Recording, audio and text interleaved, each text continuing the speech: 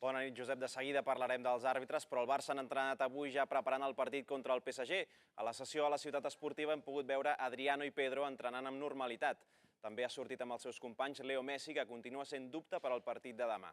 I finalment el Madrid juga aquest vespre i de nou Iker Casillas està a la banqueta. Ho comentem de seguida amb Sergi Albert, Joan Maria Pou i Jordi Mercader.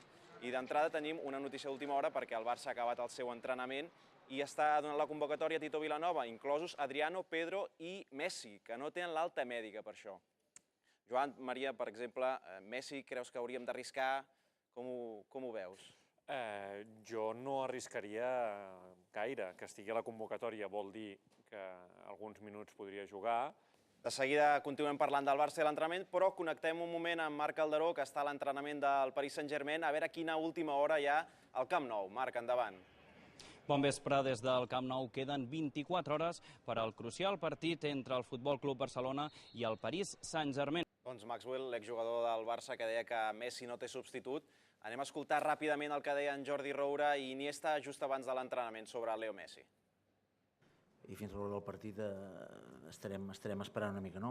Jugant en aquests moments, els blancs guanyen per 0-1 i el Màlaga empata 1, per la qual cosa tots els equips estarien classificats. Per cert, que per primera vegada només juga un espanyol de sortida a l'11 titular del Madrid, el porter Diego López.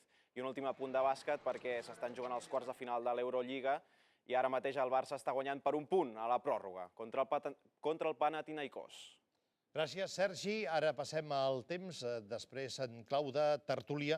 Jordi Barbeta, Rafael Nadal. Sergi, endavant. Bona nit, Josep. Doncs menys de mitja hora perquè comenci el Barça-PSG, que decidirà quin dels dos equips passa a semifinals. Els jugadors ja estan a l'estadi rebent les últimes indicacions de Tito Vilanova. De seguida anirem al Camp Nou, on l'Ernest Cauer ens donarà l'alineació i l'última hora d'aquest enfrontament de quarts de final.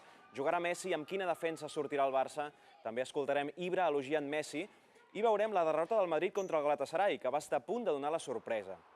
I parlarem també de la polèmica eliminació del Màlaga, que anava guanyant a un minut del final i va acabar perdent el partit i l'eliminatòria. Els andalusos culpen directament Platini. Segons diuen, a la UEFA no li interessava que el Màlaga arribés a semifinals. Tot això ho comentem amb Santi Nolla i Carlos Pérez de Rozas. I ja d'entrada anem cap al Camp Nou amb l'Ernest Cauer a saber l'alineació del Barça i l'última hora d'aquest enfrontament. Si podem connectar amb l'Ernest, perfecte. Ernest, endavant.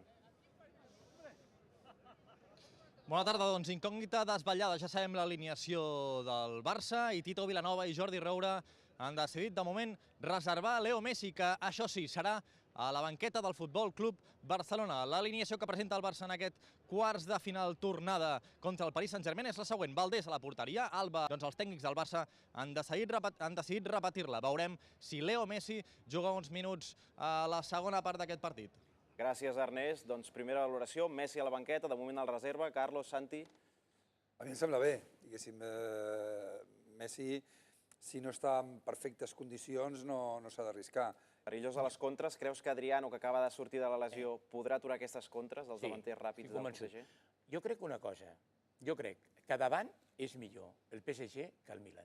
Primer hem de passar avui, i una de les estrelles del PSG que coneixem molt bé és Ibra, que ha fet una entrevista per la CNN i ha parlat de Messi, ha parlat de la Champions, ha dit algunes coses curioses. Escoltem Ibra. Messi or Ronaldo? Messi. For me, Messi is natural. For me, Ronaldo is a trend product. On a scale of... La meva força és el meu cabell. Ai, si trobo una de lila. Ai, Sansó, si trobo una de lila. Estic molt d'acord amb Ibra. Messi millor que Ronaldo. I avui també, aquest matí, havia transcendit una altra notícia, una part de la qual ja era coneguda, Sergi, i és que Puyol renovava, Estava clar. que Xavi renovava, Estava clar. però n'han posat un tercer. Un tercer pacte, també han fet un pacte al Barça. Han pactat amb Messi la renovació de l'argentí fins a l'any 2018. I és pràcticament un regal de Nadal que li fan a Tito Vilanova i als aficionats, com podem veure. Carles Puyol ha renovat fins al 2016, arribarà amb 38 anys a aquesta edat, Xavi ha renovat fins al 2016, també amb 36 anys arribaria, i Messi ha renovat fins al 2018, amb 31 anys arribaria. De fet, és la sisena renovació de Leo Messi des que està al Barça. No sé si compten la del tovalló de paper o no la compten, però vaja. Aquella no és que una renovació, era una declaració d'intencions. Gràcies a aquell tovalló... Sensacional i possiblement possiblement l'Iniesta, que no sé d'això, però possiblement. Si voleu podem escoltar Toni Freixa, el portaveu del club, que ha parlat avui d'aquestes renovacions i del cas de Puyol concretament i ha explicat fins a on pensa que Carles Puyol pot arribar a jugar en aquest club. De poder donar continuïtat a aquest èxit. Fins que ell vulgui, 40 anys, no? Fins que ahir va dir que volia jugar fins als 40 anys. De fet, el podem escoltar, el que va dir ahir. Yo quiero seguir jugando, pero tengo muy claro también que no me voy a arrastrar. Puedo firmar 1, 2, 3, 5 años en el momento que... Doncs anem a aquests altres equips perquè un d'ells, no diré que se la juga, l'equip no se la juga i la classificació tampoc, però l'entrenador no ho sé. Real Madrid, Màlaga.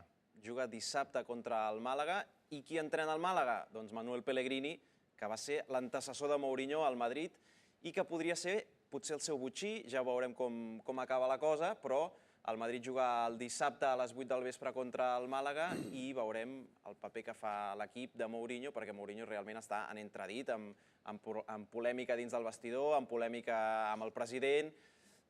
Podem escoltar, de fet, Mourinho el que va dir fa un any i mig sobre Pellegrini quan va visitar el camp del Màlaga. Porque si el Real Madrid me echa, yo no voy a entrenar al Málaga. Si el Real Madrid me echa, yo voy para un grande club en Inglaterra, un grande club en Italia.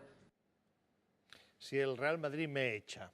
Ha quedat primer de grup i va quart, just darrere del Madrid, a 5 punts del Madrid. És a dir, que si guanya es pot col·locar a 2 punts del Madrid i veuríem si... I després el Pellegrini, per molt que el Mourinho d'aquesta manera...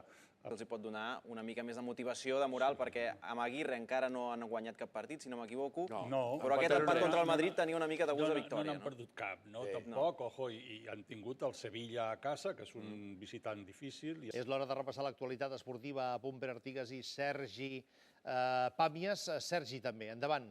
Bona nit, Josep. El Barça juga dimecres contra el PSG i a hores d'ara la incògnita més gran és si podrà jugar Leo Messi. Tot i tenir festa, l'Argentí ha continuat avui fent sessions de recuperació i podria arribar a temps per al partit, però cal forçar-lo? Seria millor que no jugués i que es recuperés del tot? En el cas que finalment Messi no jugui, qui hauria de ser el seu substitut? Cesc va fer el primer hat-trick de la seva carrera. Pere, per poc que es pugui, s'hauria de forçar Messi? Crec que no. Ara ja sabem que el Pere no posaria el Cesc, el Sergi sí, però una altra línia que també hi ha molts problemes és a la defensa. Bartra va jugar l'altre dia amb Piqué, però davant del PSG no és el Mallorca, hi haurà Ibrahimovic. Creieu que Bartra està prou madur? Creieu que hauria de jugar un altre jugador? Jo crec que el tema Bartra és un dels secrets més ben guardats del vestidor. És a dir, és bastant incomprensible amb les lesions que hem tingut que el Marc no hagi tingut més minuts aquesta temporada. És realment incomprensible. Per això dic que és un dels secrets més ben guardats del vestidor. No sé per què, però no s'entén. És a dir, improvisar l'Adriano de central, fer jugar el Song de central. Ho han fet tot, ho han provat tot, no? Perquè no jugués el Marc. Jo crec que el Marc, en minuts, és un molt bon central. Però ha tingut prou minuts, perquè no ha jugat gaire. No, clar, aquest és el drama. Aquest és el drama, que ara ens trobem en el tram de la temporada on juguen tots els títols, pràcticament, de Lliga. Precisament les imatges que veiem són del dia del Mallorca, que Vidal va tornar després de més de 400 dies sense jugar un partit, i el públic el va rebre dempeus, va ser un gran homenatge a Vidal, que de fet podem escoltar el que va dir a Vidal quan va acabar el partit, perquè estava molt content, i va deixar un missatge de cara a la Champions. Ja té una idea, Vidal. Tenía una rabia positiva después de tanta lucha. Hoy me tocaba, estaba muy... A Vidal, doncs, ha tornat, emoció lògica.